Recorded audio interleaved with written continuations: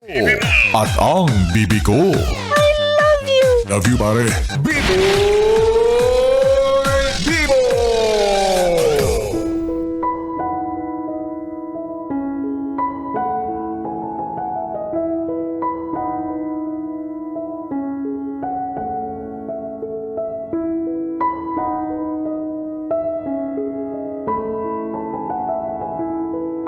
BB Time with B-Boy Bibo. B-Boy Bibo. Bibi, naranasan mo na ba yung mayroong taong dumating sa buhay mo pero hindi mo pa magawang maipakilala sa mundo? Hindi dahil sa gusto mo siyang itanggi, kundi dahil lubos mo siyang tinatangi. Kasi tama sila.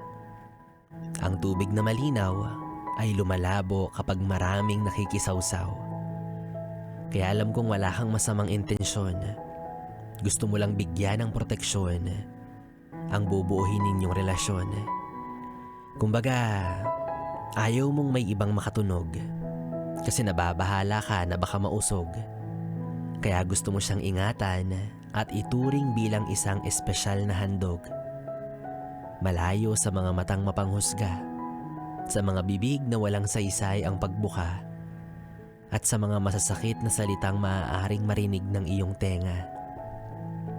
Kaya sa ngayon, dyan muna siya sa piling mo, sa isang sulok ng iyong puso, pagmamahal na itinatago sa isang anino, kung saan siya ligtas laban sa mga mapang-ahas na talipandas, kung saan siya ligtas hanggang sa dumating ang pagkakataon na sa wakas, malalaman na rin ang lahat ang tungkol sa pag-ibig niyong wagas. Hindi man ngayon, pero darating ang araw na hindi mo na kakailanganing ikubli ang taglay niyang ganda.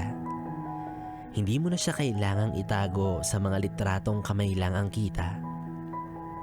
Lahat ng mahalagang taong sa buhay mo ay lubos na rin siyang makikilala. Pero sa ngayon, hindi muna. Para hindi pumalya. Dahil sa ngayon, sapat na ang saya nang kayo lang ang magkasama.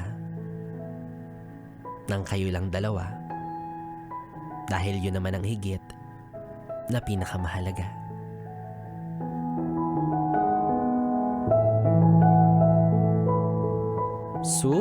Sino-soft launch pa yung kalandian. Pero ikikwento rin naman na kapag iniwan at nasaktan. Pakilala mo na yan, aminin mo na may asawa na yan. Yes, friend, B-Boy Bibo pa rin ang iyong kapiling para sa ating tuloy-tuloy na BB Time hanggang mamayang alas 12 dito sa 101.1 Yes FM. Solid! Oras natin, yes, friend, 10:39 na.